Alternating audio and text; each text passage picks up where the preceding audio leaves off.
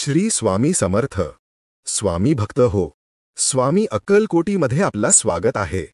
एकदा का परमेश्वरी कृपेचा अखंड झरा वाहू लागला की मोक्षाची वाट आपण चालू लागतो.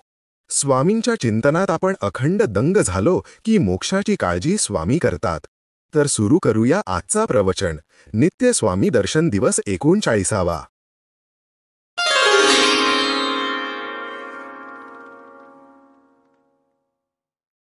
स्वामींनी भुऱ्याबुवांना मुक्तीचा आनंद जिवंतपणीच दिला आणि आयुष्य धन्य झाल्याचा क्षण प्रत्यक्ष घडवला. ही बातमी वाऱ्याबरोबर दौडत गेली आणि परिसरातले साधू पुरुष व हजारो भक्त स्वामींच्या दर्शनाला धावत येऊ लागले. द्वारकेत परब्रह्म स्वामींच्या रूपाने प्रकट झाले आहे ह्याचा आनंद चहू दिशेला पसरला.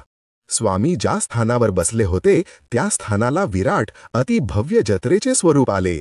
स्वामींना भेटायला सूरदास नावाचा एक जन्मांध काठी टेकत टेकत आला आणि चाचपडत स्वामींच्या सर्वांगाला त्याने स्पर्श केला.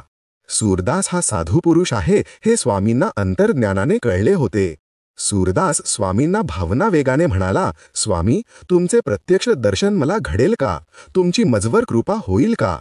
भुऱ्याबुवा स्वामींच्या शेजारीच बसले होते. त्यांनी स्वामींना विनंती केली, स्वामी, तुमची कृपादृष्टी आमच्या सूरदास बुवांवर पडली तर खूप बरे होईल. ते श्री दत्तात्रेयांचे निस्सीम उपासक आहेत. आपण स्वतः दत्तावतारी आहात. आपल्या या परमभक्तावर मायेचा वर्षाव कराल का? स्वामींनी सूरदासाला जवळ घेतले. त्याच्या डोळ्यांवरून आपला उजवा हात फिरवला आणि चटकन म्हटले, अरे सूरदासा, तुला मला पाहावसे वाटते ना? डोळे उघड. तू आता डोळे उघडून मला पहा तरी. सूरदासाने डोळे उघडले तेव्हा पौर्णिमेचे चांदणे दिवसा पाझरते आहे हे त्याच्या लक्षात आले. सर्वत्र शांतीचा अनुभव त्याला येऊ लागला. साक्षात परमेश्वरच आपल्यापुढे प्रकट झाला आहे याची सूरदासाला खात्री पटली. तो म्हणू लागला, स्वामी, केवढा आनंद तुम्ही मला दिलात. मला दिसू लागले. तुमचे साक्षात दर्शन झाले. स्वामी, माझे आयुष्य धन्य झाले. स्वामींनी सूरदासाच्या पाठीवरून हात फिरवला आणि आपल्या जवळ घेतले. लोकांनी स्वामींचा जय जयकार केला. भिऊ नकोस, मी तुझ्या पाठीशी आहे. आपण जेव्हा अखंड नामस्मरणात दंग होतो तेव्हा देवसान्निध्याचा प्रत्यक्ष अनुभव आपल्याला मिळतो. एकदा का परमेश्वरी कृपेचा अखंड झरा वाहू लागला की मोक्षाची वाट आपण चालू लागतो.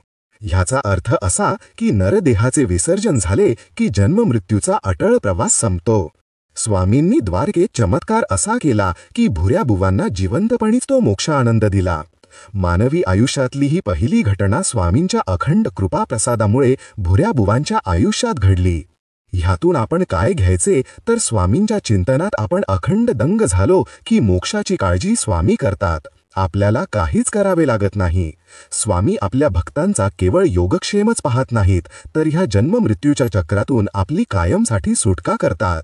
माझ्या परमप्रिय स्वामी भक्तांनो, जन्मांधाला शाश्वत दृष्टी देणारे स्वामी भक्ताची प्रत्येक इच्छा पूर्ण करतात हा समष्टीचा अनुभव झाला होता. इति श्री नित्य स्वामी दर्शन दिवस 39वा संपूर्णम.